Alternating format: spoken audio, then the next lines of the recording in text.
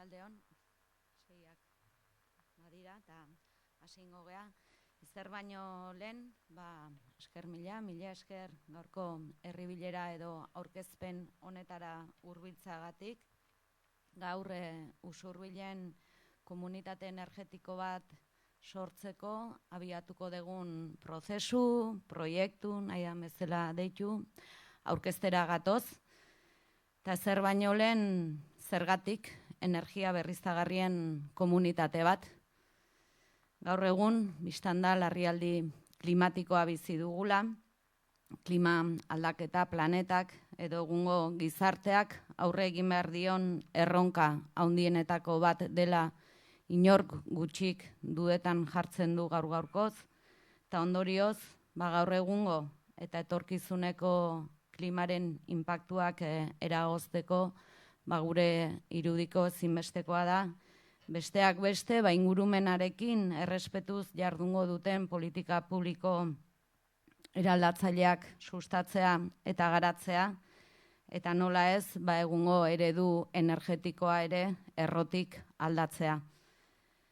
Gure gizartearentzat energia oinarrizko baliabidea da, eta gure kontsumo energetikoa erregai fosiletan oinarrituta dago nagusiki.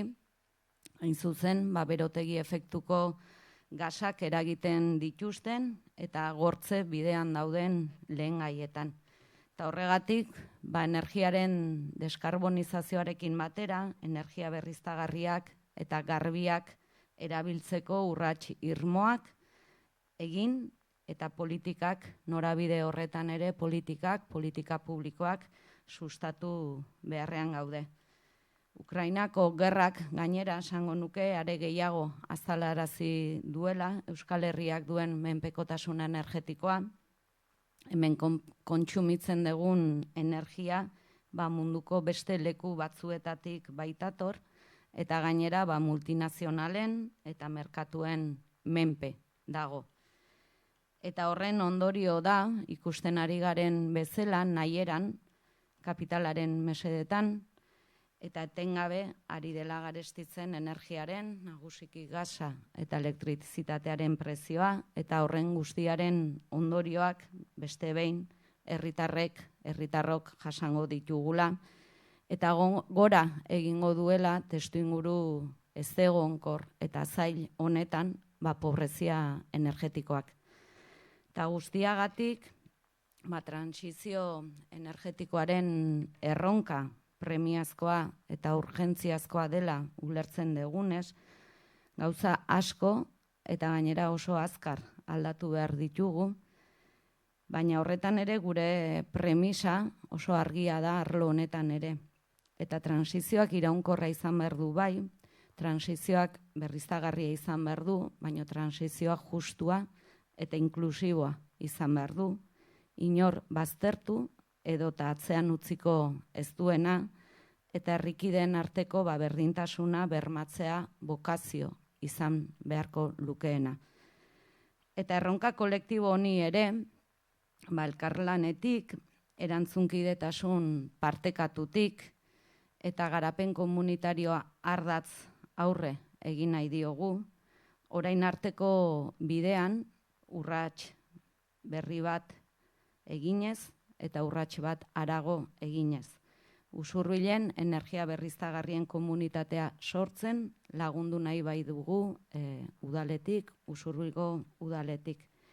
Izan ere, gure irudiko komunitate energetikoa eredu ederra da, orain arte herritarrengandik urrun, eta esango nuke kasik ezkutuan egon den sektore batean herritarren parte hartzea eta ahalduntzea sustatzeko, tokiko energia beste modu batean kudeatzeko, eta energia sistema erresilienteago eta bidezkoago bat eraikitzeko, burujabetza energetikoa ipar eta denontzat bizigarria izango den Usurbil zerumugan. Gure inguru hurbilean ugaltzen ari dira gisa honetako proiektuak, gisa honetako komunitateak, Han eta hemen sortzen ari dira zorionez eredu kooperatiboak tokiko energiaren kudeaketarako. Udaletik arretaz jarraitu ditugu proiektuok eta prozesu hauek, eta Usurbilen ere urrats hori egiteko ordua iritsi zaigula uste dugu. Horregatik prozesu hau gidatu eta dinamizatzeko Goiener kontratatu du Usurbilgo udalak, hain justu alboan dut Goienerreko kide Alazne Bengoetxea, eta gainera herritarra. Eta berak emango dizkigu orain, egin nahi degunaren eta abiatu nahi degun prozesuaren argibide eta xehetasun gehiago. Esan bezala, energia komunitatearen bidez, kontsumo eredua aldatzea eta herritarrak arlo honetan ahalduntzea sustatu nahi dugu, herritik eta herriarentzat sortuko den energia komunitatea izatea nahiko genukelako. Eredu berri bat tokikotik, hurbiltasunetik sortzeko abagune hau baliatzeko deia egin nahi dugu gaurkoan, esan bezala erronka global eta handi eta konplexu honi tokikotik eta modu kolektiboan erantzune alde izateko. Beraz, nire aldetik, besterik ez, mila esker berriro ere bilera honetara hurbiltzagatik eta Alazneri pasako diotitza.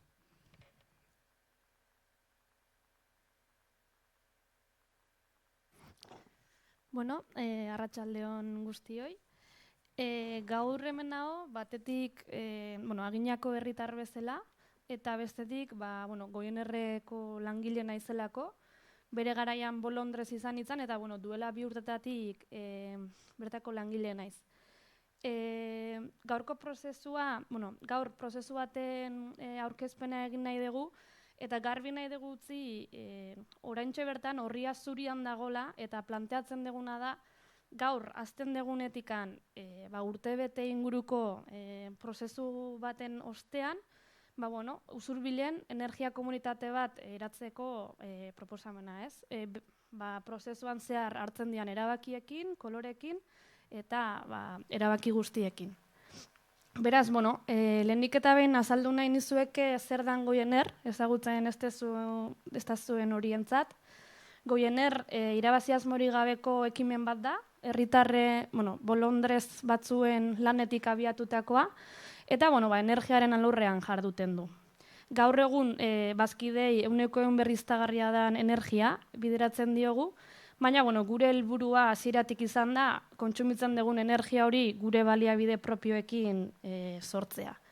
Gaur egun kooperatiban herritarrak, enpresa txiki eta ertainak eta erakunde publikoak daude besteak beste.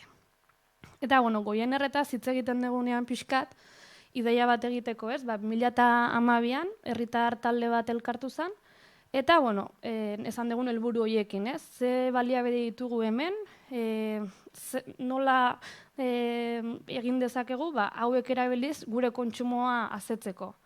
2012an egia da legedi aldetikan traba desente zeudela, sorkuntzarako, beraz erabaki izan kooperatiba bat sortzea, baina lehenengo jardueratzat merkaturatzea hartzea, ez? Hau da, nolabait, prozesu administratiboa, merkatura joan, energia erosi, eta bazkidei faktura elektrikoak jaulkitzeko. Hori 2012an izan zen, eta egun 16.000 bazkidetik gora ditugu, 20.000 kontratu inguru, eta esan genuen bezala, ez? Kontsumo eredua pixkat zalantzan jarri, eta lanketa bat egiten abiatu zen garai hortan. 2018an, hasieratko gure beste helburuetako bat egikaritu egintzan, sorkuntza Nafarkop izeneko taldearekin, eta azken finean energiaren ekoizpenean hasi ginen, ez? Gure proiektu propioekin energia hori sortzeko.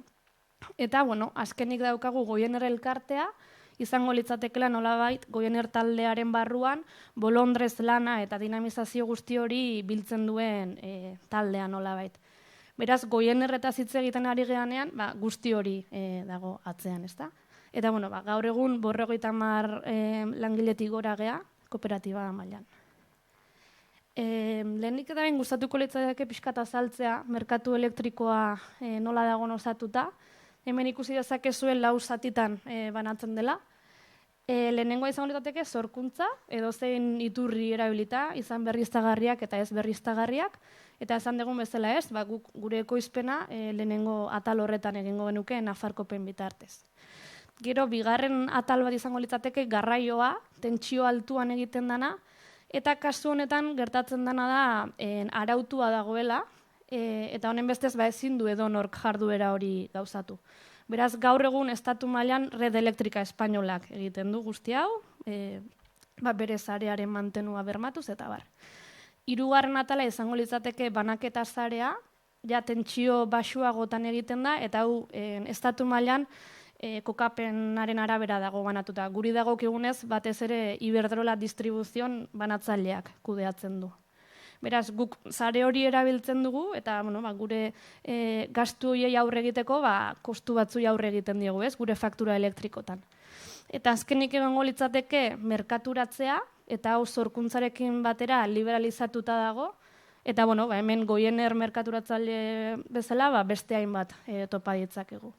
Beraz, pixkat ideia hori, merkatu elektrikoa hitz egiten dugunean, nola egongo litzatekeen osatuta. Eta, pixkat, Goienerren zorrera kontutan hartuta, energia komunitateen gaia bolo-bolo jarri zanean, hausnartzen hasi ginean, ez? Zer da energia komunitate bat, ze definizio daukagu, eta orduan kontuatu ginean, Goiener bera ere energia komunitatetzat hartu litekela, ez? Eta, pixkat sakontzen hasi ginean komunitateen inguruan. Beraz, energia komunitateak zer dian jakiteko, jakin behar dugu, nondik datorren, ez, definizio hori. Definizio hori Europar Batasunak emantzun, trantsizio energetikoa sustatzeko modu bat izango litzatekelakoan. Eta, gertatu zena da, Espainiko estatu mailan oraindikan legedi hori ez dela guztiz zehaztu. Beraz, oraindikan definizio bat daukagu, baina estatu mailan legediak ez du zehaztasunik ematen oraindikan. Orduan ze gertatu da, bitarte honetan, bakoitzak bere interpretazioa egin dula, eta energia komunitateak eratzen hasi diala, beti ere Europak esaten duena kontutan hartuz, baina esperoan legedi horri. Beraz, ja definizioan sartuz gero, esango genuke, energia komunitateak trantsizio energetikoa bermatzeko modu juridiko berria dela. Hau da, izaera juridiko bat dauka. Eta bere helburua izango da batetik zerbitzuak eta onurak eskaintzea, beti ere onura ekonomikoak, hau da, aurrezpenak sortuz, lanpostuak eratuz eta bar, baina irabazi asmorik gabe, hori azpimarratzen da zehazki. Bestetik, gizarteari ere onurak ekarri beharko zaizkio, zaurgarritasun egoeran dagoen jendea integratuz, zahaldunduz, pobrezia energetikoari aurre egiteko erabakiak hartuz, eta azkenik, azpimarratzen da baita ere, inguruneari ere mesede bat egin beharko zaiola, aipatu dugun moduan, ez? Trantsizio energetikoa eman nahi balin bada, aldatu behar degulako egungo eredua ere. Beraz, hiru zutabe horiek oinarri hartuta, energia komunitateak eskaini beharko du zerbitzuren bat energia sektorearekin lotuta. Eta, gaur egun badakigu energiak gure ia bizitza osoa zeharkatzen duna, ez? Hor garrantzitsua izango da, tokiko baliabideak erabili beharko diala, eta, gure ustez behintzat berriztagarrietan oinarritu beharko genukela. Eta azkenik, zeintzuk osatuko dute energia komunitate bat, ia edonork hartu dezake, prozesuan parte, pertsonak, erakunde publiko zein pribatuek. Beraz, nik etxe bizitzan domestiko bat izanik ere parte hartu dezaket, enpresa ertain baten moduan ere parte hartu dezaket, eta udalak ere parte hartzeko aukera izango luke olako prozesu batean. Behin definizio hori kontutan hartuta, eta esan dugun bezala ez, legedi hori finkatu gabe dago oraindikan, oso garrantzitsua da bereiztea, nolabait, askotan lotu da autokontsumo partekatua, hau da plakak energia komunitatearekin, ez? Proiektu jakin bat, energia komunitate bat izango balitz moduan. Baina autokontsumo partekatua izango litzateke energia komunitateak gauzatu lezakeen gauzetako bat. Beraz, diferentzia hori egitea garrantzitsua da, nik nire bizilagunekin plakak instalatu ditzaket eta autokontsumitzen hasi, baina horrek ez du esan nahi enpresa bat edo izaera juridiko bat sortu behar dudanikan. Beraz, batzutan hor nahasmenak sortzen dira autokontsumo partekatuko distantziekin, ez? Energia komunitateak oraintxe bertan ez dauka tamaina edo mugarik nolabait. Baina bai izan beharko du inguru nahiko hurbil batean osatua. Ikusten da, aukerak egon daitezkela landaguneak eta hiriaren arteko loturak egiteko, eta despopulazioari aurre egiteko ere tresnatzat erabiltzen ari da, estatu mailan.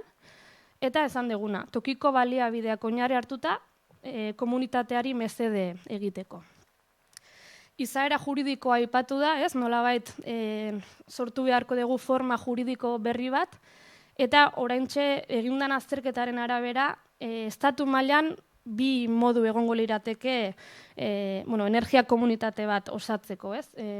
Europak dion definizioan arabera. Eta horietako bat izango lirateke elkarte bat sortzea, eta bestetik irabazi asmorik gabeko kooperatiba. Guk goien erretikan kooperatiba gintzaren inguruan ditugun jakintzak oinarri hartuta, iruditzen zaigu parte hartze demokratiko bat emateko kooperatibena proposagoa izango litzatekeela. Baina beti ere proposamen bat da, eta ikusi dugu hemen inguruan ere beste forma batzuk ere erabiltzen hasi direla. Beraz, hori, esan duguna ez, irabazi asmorik gabeko kooperatiba bat eratzea izango litzateke, helburua, eta oso garrantzitsua da prozesu honetan ahalik eta parte hartze anitzena izatea, hasieratik, ez? Ikuspuntu gehiago biltzeko eta gerora ere garatzen dian zerbitzuak horretan oinarrituko dialako. Eta pertsona zahargarrien inklusibitatea eta defentsa bilatu beharko da, ez? Hau da, kolektiboki erantzuna eman gaur egungo realitate bati. Eta, baitare kontutan hartu beharko da, usurbil mailan lanketa batzuk eginda daudela, energiaren alorrean, eta, horiek energia komunitatean nola txerta daitezkeen.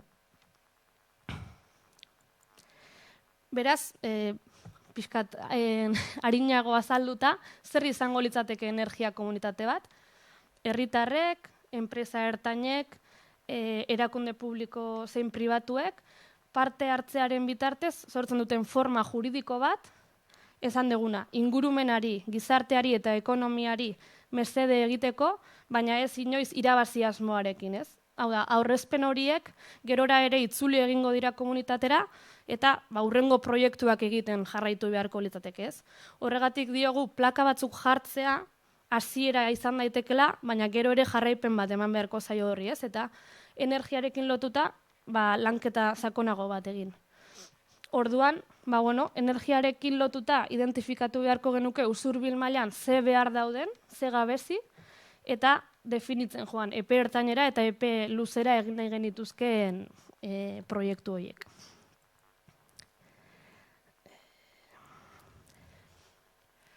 Hemen daukazue adibide bat, ideia moduan, ez? Kooperatiba bat sortuko balitz, nola ze parte hartze egongo litzateken eta nola banatuko litzateken botere hori.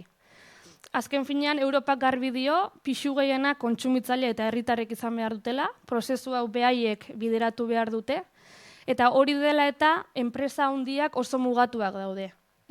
Bai ikusten dela euren papera inbertsoren moduan, baina botereari dagokionez mugatu egin beharkoa behaien botere hori. Beraz, eukiko genituzke pertsona fizikoak, herritarrak, eta alde batetik kontsumo bat egin dezakete, ez? Energia komunitate horrek zerbitzu bat emango lioke herritar hori. Eta aldi berean, pertsona horrek hala erabakitzen badu, inbertsioak egin ahalko lituzke kooperatibaren barruan, eta esan dugun bezala, helburutako bat lanpostuak sortzea izango danez, bertako langile ere izateko aukera izango luke.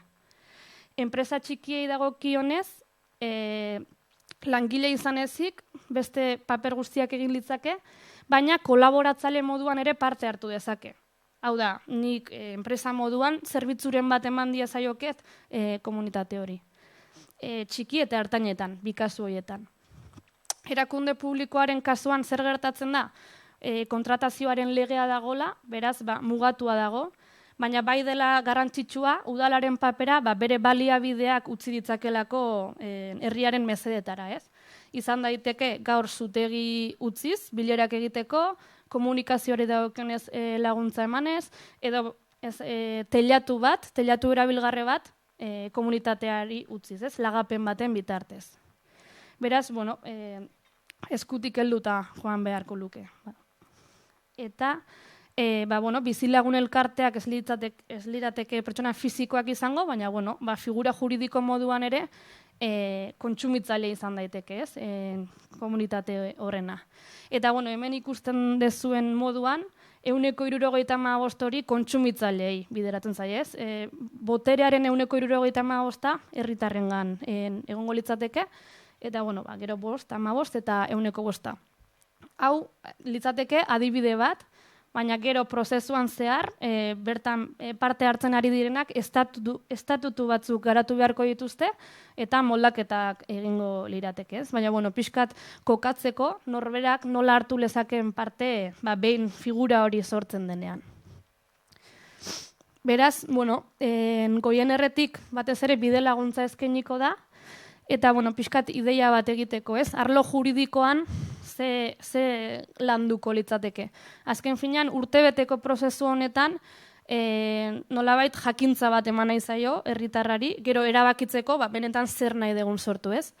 Beraz, arlo juridikoan batez ere kooperatibismoaren inguruan hitz egingo dugu, ikuspegi ekonomikotik eta juridikotik, eta, pixkat gobernantza eredu hori, ez? Nola antolatuko gara, nola hartuko dugu parte, zenbateko ekarpenak egin beharko lirateke, eta, batez ere hori, ez? Gerora erabakiko den hori ahalbidetzeko.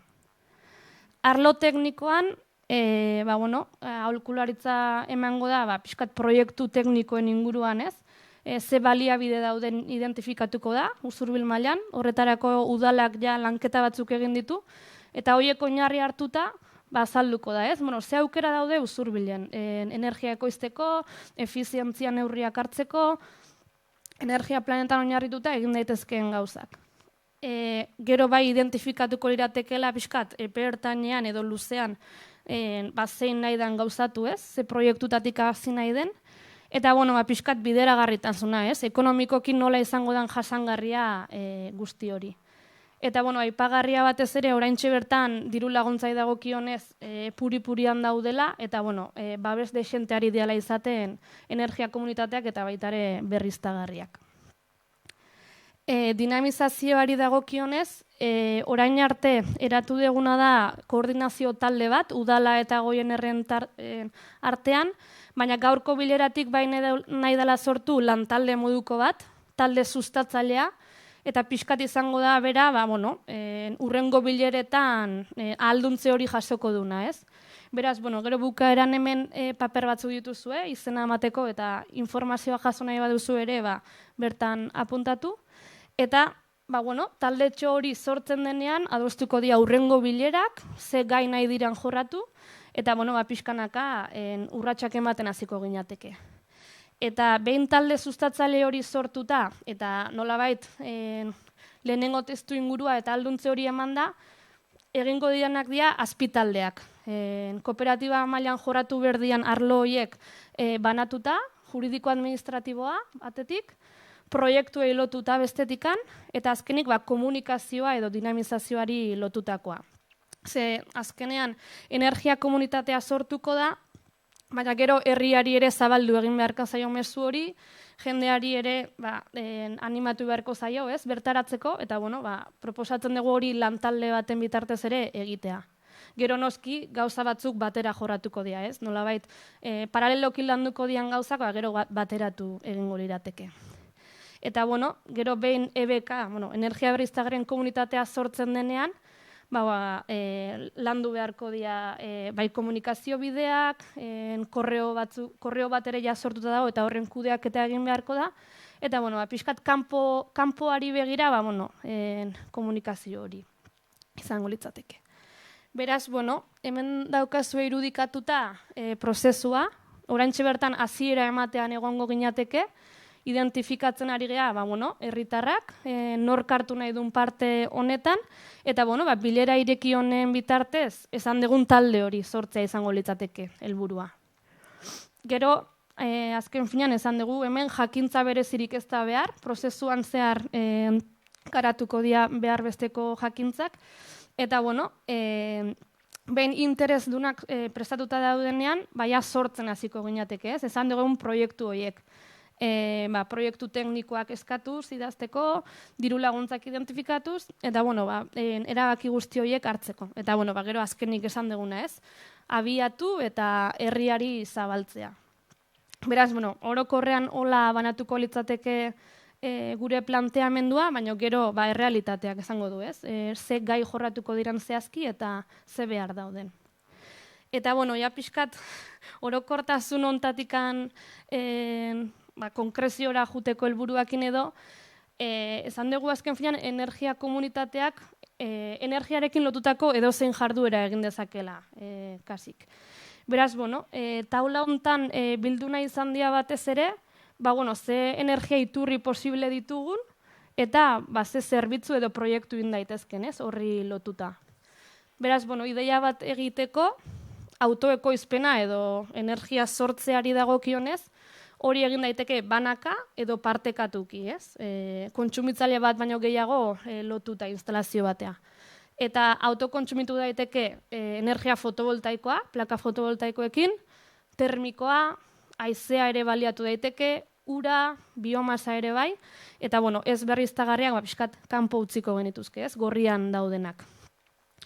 Baina, autoekoizpen hortaz aparte, ekoizpena ere bakarrik egin daiteke, ez? Hau da, sarera saldu zuzenean, horrengatikan diru bat jasoaz, beste aukera bat izango litzateke.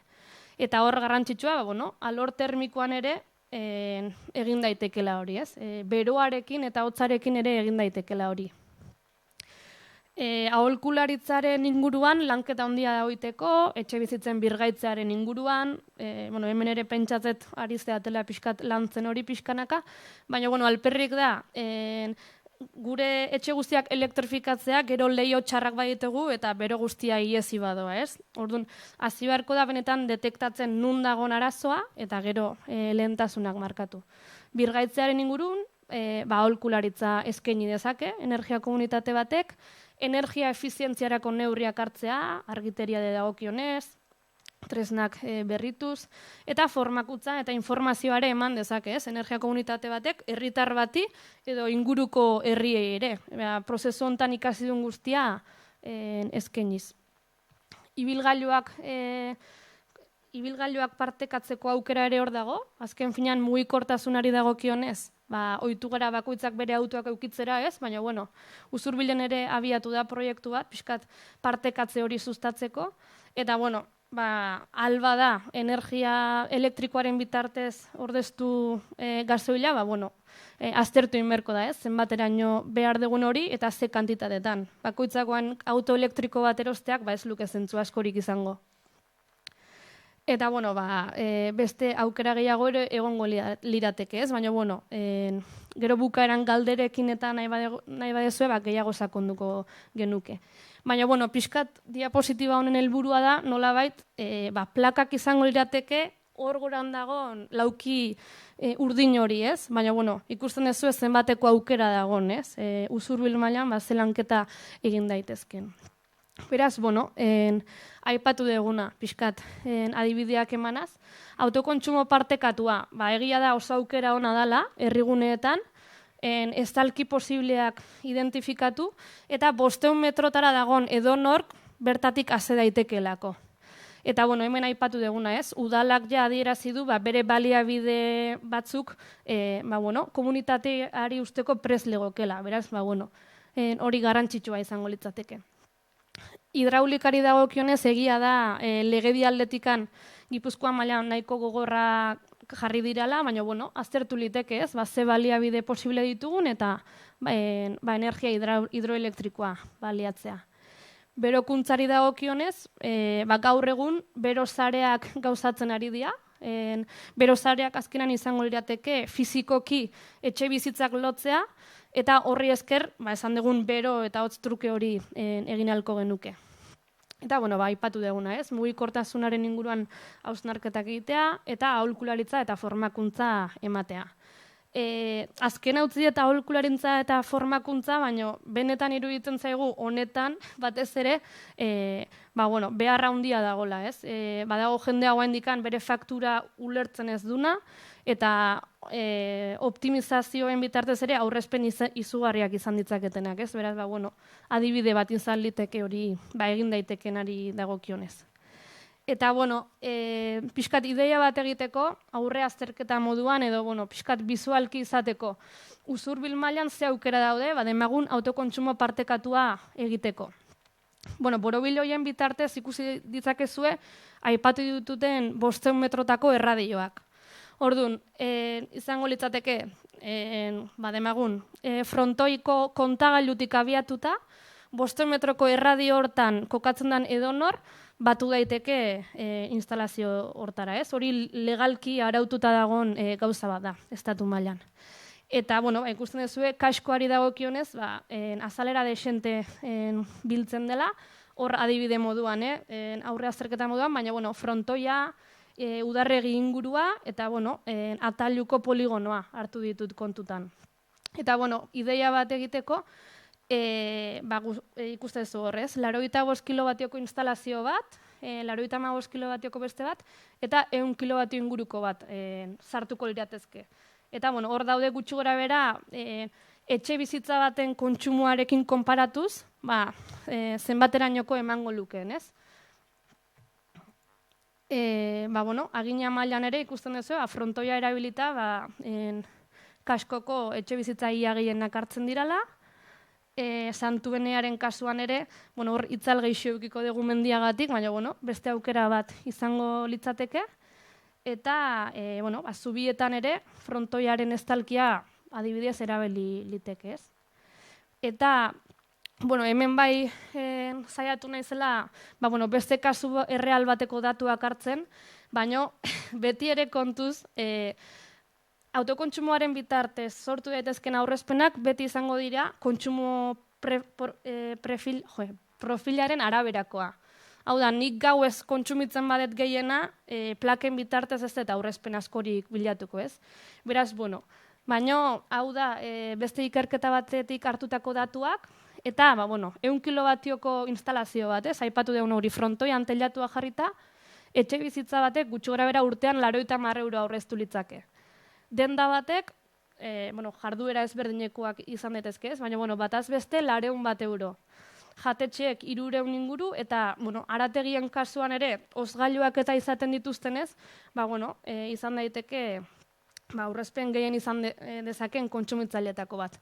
Baina, esan deguna, ez? Hemen da kasu adibide bat, pixkat, kontsumoa eta zorkuntzaren lotura ikusteko, puntutxo urdinekin marraztuta dagoena izango litzateke kontsumoa, gaueko 12-tatik gaueko 11 arte, eta hor ikusten da, pixkat 6-ak 7-ak aldean azten dela autokontsumitzen, eguerdian pixkat jaisten da, eta gaueko 8-tan berriro kontsumo desentea dago.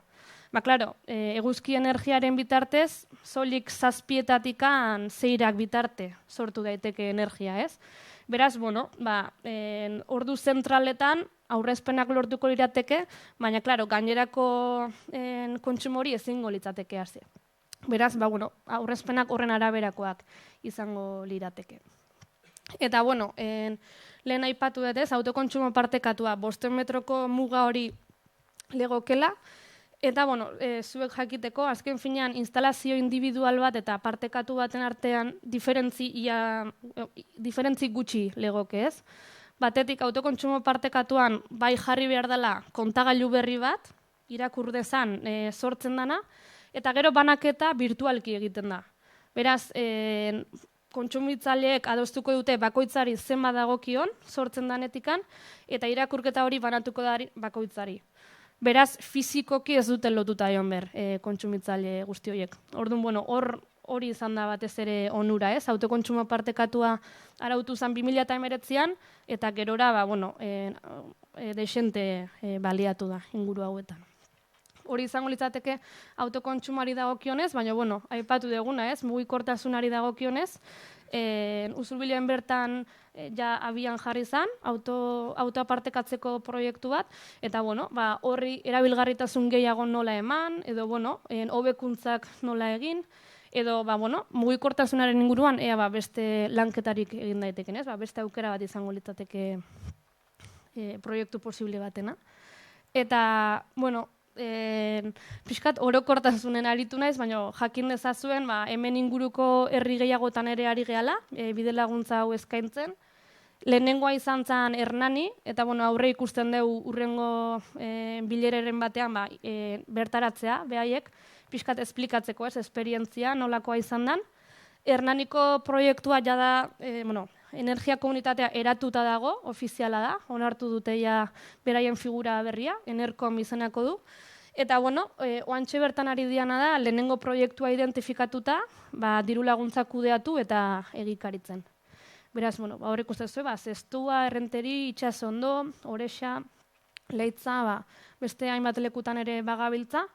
Eta, aipatu deguna, Goiener eta Udala pixkat bide lagun izango dira, baina benetan nahi deguna da, animatzen den jendea, izen eman, eta, pixkanaka zaioak osatu eta forma ematen hasiko gineateke guzti honi. Eta, aipatzeko, ebekaren e-posta sortu dugu hor dakazu, info@ebkausurbil.eus. Eta, bestetik udalak ere, bere atarian atal bat egitu du, energiaren inguruan, pixkat hor jungo gea materialak eta zintzilikatzen, bertara jotzeko. Eta, nire partetik, hoxe, prozesua hasteko gogoz nagola, eta, zuen zalantzak argitzeko prest. Beraz, zuena dagoen txanda.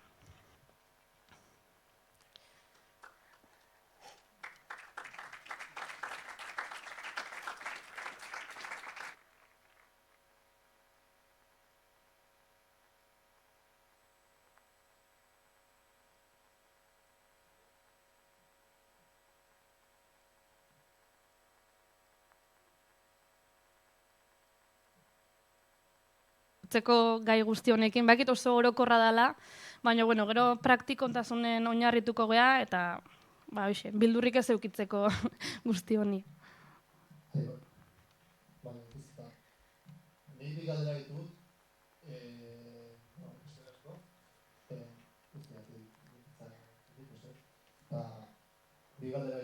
nahiko da oso epe luzeako egia esan, edo proposamen bat da. Eta ez dakit noainoko boteria dakazuten erakundetan egia esan, baina. Lehenengo galdera da, azken batian proiektu hau dago zentraututa energia berriztagarrietan. Zuk esazu, energia fotovoltaikoa eta leku asko proposatu dituzu plaka horiek jartzeko. Usurbil eta Gipuzkoa orokorrian ez da oso ez da famatua bere eguzigangatik, ez? Eta ez da egit, energia larrialdi batzutan aldugu arazo batzuk eduki batez ere industrial edo lanpostutan esanet, abidez, gure sektore industrialian aldegu arazoak euki gure energia ustiatzeko. Hoi da lehenengo galdera. Esan dezurean Gipuzkoan, Euskal Herria ez dela oso famatua ez, bere eguzki kantitateagatikan. Azken finean, Europa mailan gehieneko izteunetako estatu bat Alemania da. Alemanian ere, ez dakit, badakate ez, klima nahiko berezia. Gipuzkoa mailan, egia da kokaperan arabera irradiazio ezberdina egoten dela, baina, azken finean, hemengo klima onuragarria ere bada, ze plakak temperatura baxuetan mantentzen ditu. Leku beroetan, batzutan efizientzia galerak egoten dira, batez ere, temperatura handigoa daolako eta desorekatzen dalako, ez? Baina gaur egun Gipuzkoa batean ez dago inongo arazoikan autokontsumo fotovoltaikoa uztartzeko. alare bai aipatu nahi nukela esan detena, ez? Ondo dago teknologiei kasu egitea, fotovoltaika hidraulika naizuna, baina hasieran behintzat abia puntua izan beharko luke gure kontsumoa aztertzen, nola kontsumitzen dugun, eta hori nola murriztu dezakegun. Eta industriari lotuta, azken denboraldian prezioen igoera dela eta industria askok behaien jarduera eten egin behar izan dute, ez? Kostu horri ezin zietelako aurrein, batzutan langileen plantilla, baino kostu handiagoa suposatzen die, eta horrei alternatiba moduan egon liteke, ez? Gure energia propioa ekoizten hastea, ez? Hori arintzeko. Eta sarearengatik pixkat gutxiago eskatzeko, ez? Gutxiago dependitzeko prezio horrekiko. Ez tekit erantzun dizuten edo... Bai, eta, azken batian bai zuen zen duzu Alemania, ez da bigarren galdera badakate, baina gai honekin jarraitzeko, ebai Gipuzkoa nahiko Alemania esan duzu, Alemania ez dakit nola komenditsua den, baina Gipuzkoa nahiko komenditsua da, eta orduan ebai horrek arazoa zordezakete proiektu hori aurrera eramateko batez ere Gipuzkoan, igual Arabako edo Nafarroako lurraldetan ez litzateke hain arazolarria izango. Azkenean ikerketa hauek guztiak iten dianean, ia 40 urteko datuetan oinarritzen gera.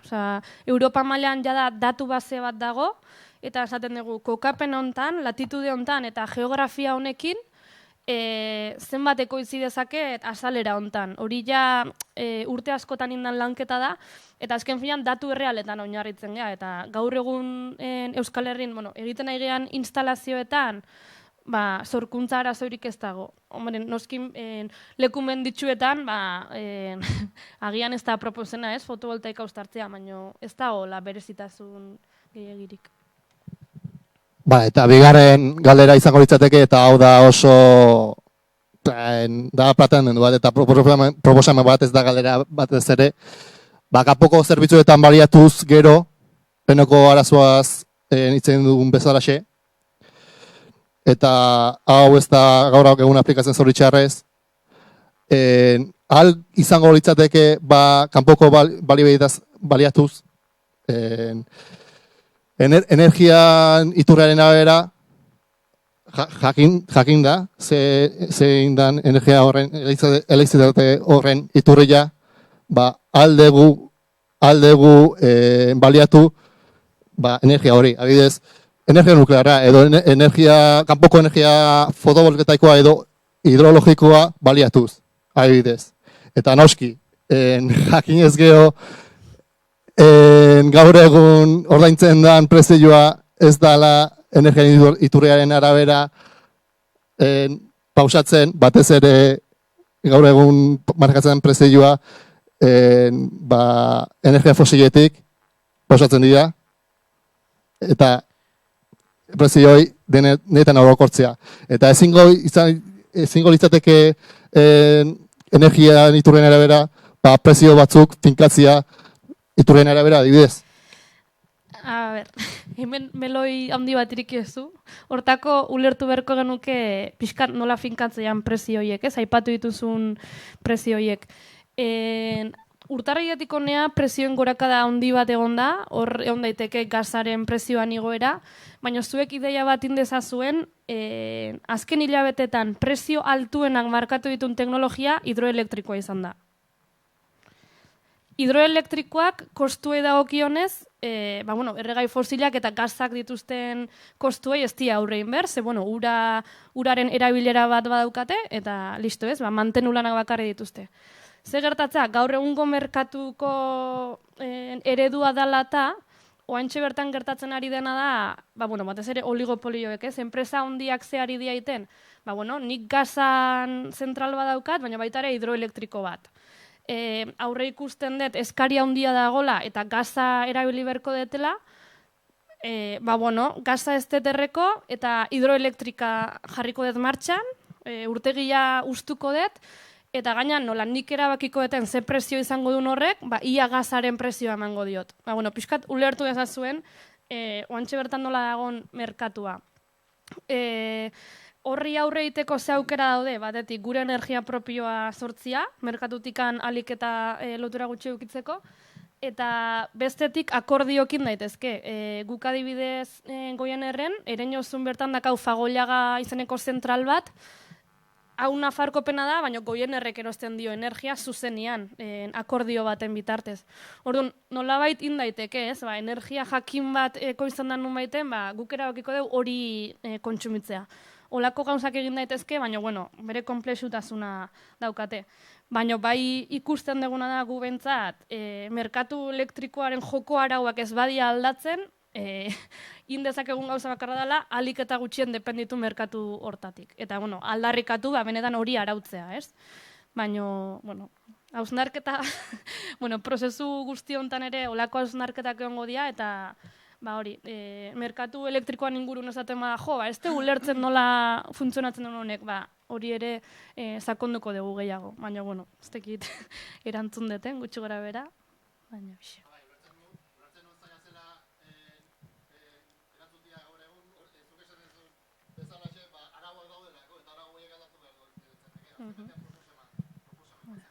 Eta guk energia komunitateek indezaketen gauzetako bat bada hori, ez? Behaien proiektu propioak sortu eta pixkat presionatu benetan lege hori aldatzeko. Orduan, bueno. Zekit beste... Bai, hemen. Betu, galdera bat, badago aurrekari bat, komunitate baten sortu edo, sortzekotan zegoen momentu konkretu bat, ikuspegi kooperatibo eta baita ere diru publikoakin, ez? Eta hau aurreratuta egonda bere garaian zubietan, egonda inbertsio propio bat, diagnostiko bat egina dago. Zuk aipatu duzu hor zubietako frontoiko, baina badago egina, zerreiko...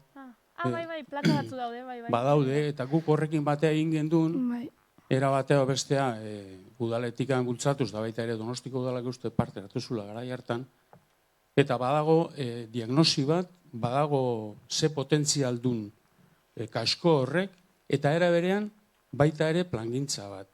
Bai, hori udalak eman digu, plangintza hori eta oinarri hartuko. Errekupera horia izango litzak ikuspegi gaur haigean ikuspegitikan, noski, pentsatzen dut, baietz, porque bere osotasunean gertatzen dena da, oain dela, 5 urte. Hor, proiektu horren traba nagusia izan zen, 2019 legaldaketa bat egon zen. 2019tik atzea, esan dugun autokontsumo partekatu horiteko, inbertzian eraztun fiziko batzuk. Osea, lotu bertzean kontsumitzaileak. Orduan, horrek obra zibila handi bat eskatzen du, eta kostu ikaragarriak. Ze gertatzea, oantxe bertan esan deguna, lotura fizikoiek ez ditugu ber, eta virtualkin daiteke danak. Horregatik ditu Iberdola kontagailu inteligenteak, eta horregatik ari da guztioi aldatzen, ez? Orduan, kasu hontan, zerrategiko plaka hoiek, eraldatu daiteke pixkat proiektua, eta oaingo legedian oinarrituta. Eta esate dizut, 2019an eman zan aldaketa hori, autokontsumo dekretu berriakin, eta ordutik aurrea hasi da pixkat indartzen, hau, ze... Orduan.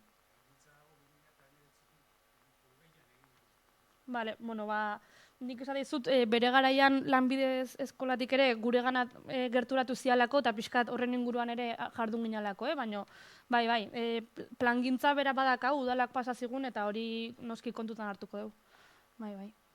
Eta gero, azkenean, Usurbil mailan ere ikusten da, auzo ezberdinetan gaude banatuta, eta, klaro, auzo bakoitzak ezingo ditu hasieratik proiektu guztiak egiten hasi, ez? Pixkat lehentasunak markatu beharko, ja.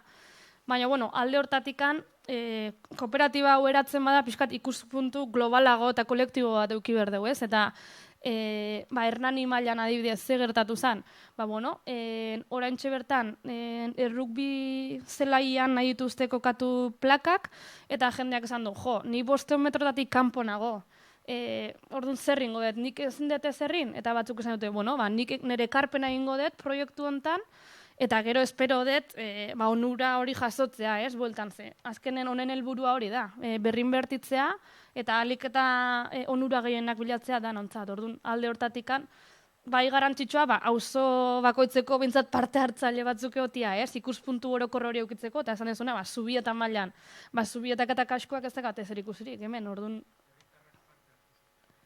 Bai. Bai, izango litzateke aukera oso ona hori berriro pizteko, erabat.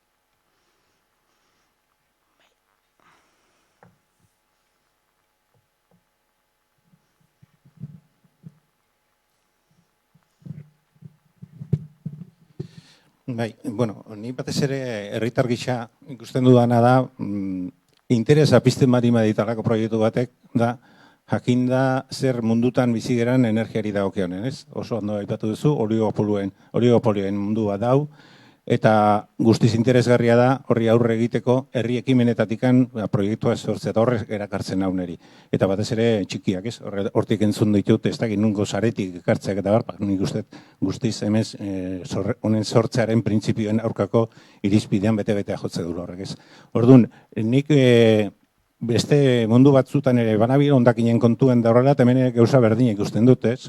Abia puntu gisa, askotan irudikatzen dugu, oraingo munduan jarraipen bat izan behar dura, eta konsumoak ala izan behar dura, eta ez. Nahita ez, eta hori, gero eta iritzi gehiagotatik entzuten ari gera, hau da, aldaketa sakona dator, eta oraingo bizi maila eta konsumo mailarekin, amets horretan bizitzea, ezinezko izango da. Beraz, lehenengo urratzetako bat izan beharko luke, eta nik komunidade hortan parte hartuko banu bintzat, hori eskari bezala aurkeztuko nukena da, zanez, bueno, zer nola bizi gaitezke maila berean, baina askoz gutxiago konsumituz. Hori uste, lehenengo ariketarik handienetako bat hori dela. Hau da, murrizketa larri bat inber dago, azterketa sakon bat inberra dago, eta hortarako gainera nire iritsi zait, bueno, etengabe ikusten ari gera, ari direla teknologia berriak ere sortzen. Hemen haizearena aipatzen danean irudikatzen dugu sekulako haize errotak, ez? Ez, hori ere ez da hain horrela. Badaude, maila txikiko eolikak eta hortan ingenieritza lantzen ari da. Nik ikuspegi hori ikusi nahi nuke, hau da, produziorako gauza txikiak, zentralidade handiei beti bildurra handia diet, eta nik uste apustu honetan sartu behar barima dugu, justu beste iritzi hori indartu behar dalako dela. Eta nik horrela barima da, interesa izango nuke horrelako komunidadeetan parte izateko. Bai, esan dezu merzela, hasieratik ikuspuntua hori izan behar du, ez? Benetan, ze harreman dakau energiarekin, nola kontsumitzen dugu eta nola murriztu dezakegun hori. Ingurugiruai mesede egiteko moduik onena da, gutxio kontsumitzea hori zalantzaik ez dago. Teknologian atletik, gaur egun aukera pila daude eta hori da lortuna da ona, ez? Baina horren atzeako guzti hori falta da, hausnarketa hori, erabakiak hartzea eta erabat adosna horrekin. Eta, nire partetik behintzat saiatuko gea ikuspuntu hori ematen eta oso interesgarria iruditzen zait esan dezuna. Eta gero teknologia dagokionez, hori, azken finean tokiko baliabideak eta gure neurrira inberditugu. Eta hortako izango da prozesu hau, ez? Erabakitzeko benetan ze berdeun eta ze modutan. Orduan, bai.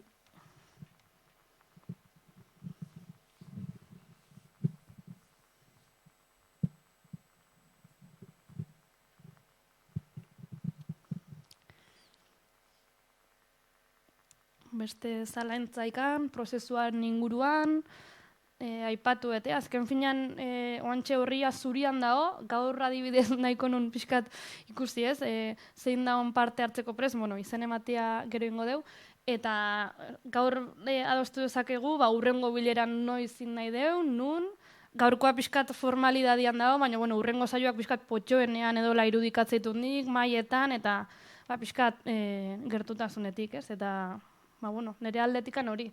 Zein zalantza, e-postare hor dakazue, energian atalare bai, eta izen emateko horriak hemen.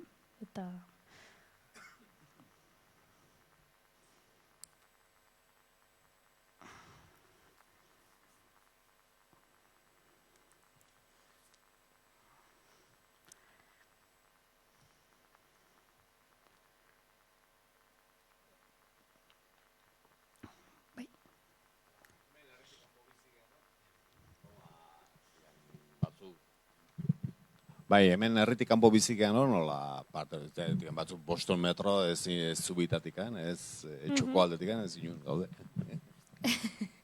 5 metro horiek plakai lotuta bakarrik izango zen, autokontsumo fotovoltaikoan. Baina, adibidez, Hernanin ere gertatu zitzaigunez, baserritar batzuk gerturatu zian, eta esan zuten, jo, eta gu nun gehatzegea.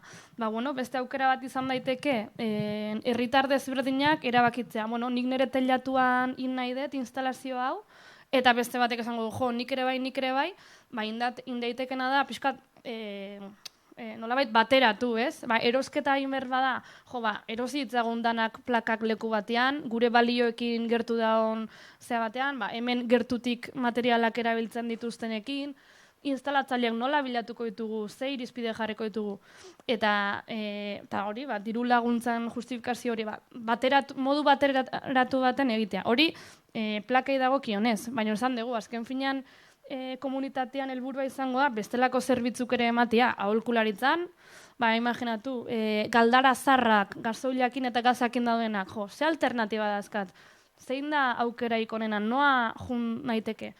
Aholkularitza hori ere eskaini dezake komunitateak, edo faktura elektrikok begiratu, eta, ondo dakat kontratatuta potentzia hau, olako aholkularitza. Eta 500 metron gai hori, egia da, hori dela, oantxe bertan legiak jartzen duna, baina ez deka inungo justifikazioik, distantzi horrek. 500 metro dia, baina adibidez Frantzin 2 kilometro dia. Hori aurre ikusten da zabalduko dela, etorkizunean. Baina gehiago izango litzateke, hirigunetik kanpo dauden hoiek, esatea, nik hau falta dut, beste norbait badago hola, eta zein dezakegu, ez? Danon artean hori ere asetzeko.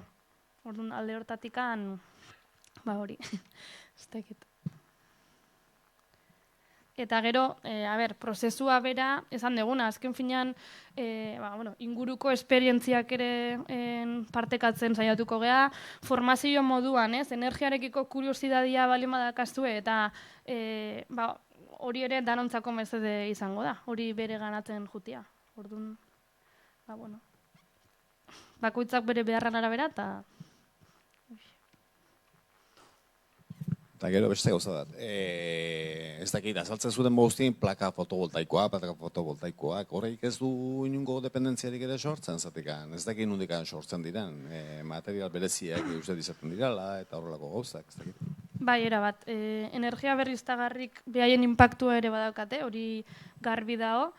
Egia dela, pixkat guk erabakidea, fabrikazio ila gehiena egia da kanpoan egiten dela, estatu mailan ez dago enpresarik, fabrikaziora bideratzen dela, Alemanin oraindik badaude batzuk, iparraldean ere bai, eta gero asko egia da Txinan egiten direla, eta silizioa erabiliz. Hor gure esku dagoen bakarra da, begiratzea ze teknologia nahi deun baliatu, eta hori ez, alderdi espolitori ere ezagutu. Eta gero balantzan jarri, benetan nahi dugu hemendik hasi, plakena, utzi denzagun aurreago behar bada, eta saiatuko gineateke beste zerbait egiten. Baina energia berriztagarri guztik, teknologia guztiak bezala bere inpaktua dakate, eta hori kontutan hartu beharko dugu. Eta, guain pandemian arira ere, suministro sektorian ere, kriston gabeziak egondia, ez? Eta, hori ere seinale bat da, ez? Ze dependentzia dakagun kanpoakiko, eta hori ere hausnertu beharra dakau.